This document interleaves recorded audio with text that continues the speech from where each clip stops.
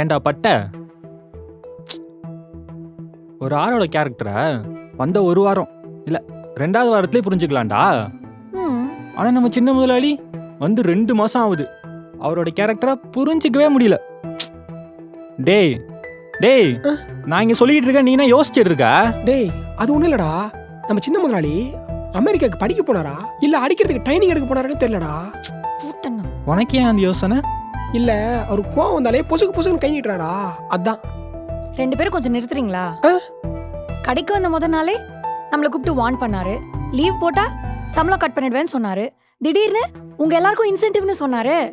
இப்போ ஏன் ஸ்டாஃப்ஸ் உரிமையா பேசுறாரு. நம்ம மேல தப்பு இருந்துச்சு திட்டினாரு, இப்போ தப்பு இல்ல சப்போர்ட் பண்றாரு. இல்ல புரியல. கடைக்கு லேட்டா வந்தப்ப வேலை செய்யாம டைம் வேஸ்ட் பண்ணப்ப திட்டினாரு. இப்போ அது எல்லாத்தையும் சரி செஞ்சு ஒழுங்கா வேலை செய்யறோம், அதனால சப்போர்ட் பண்றாரு. அதுவும் சரிதான். கையை கொடு, கரெக்டா சொன்னேன். இருந்தாலும் அவர் நல்லவரா கெட்டவரான்னு புரிஞ்சிக்கவே முடியலையேடி.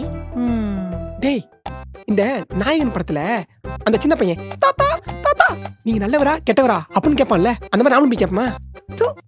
நான் எவ்வளவு சீரியஸா பேசிட்டு இருக்கேன், எப்ப பார்த்தாலும் இவனுக்கு ஒரே விளையாட்டா போச்சு.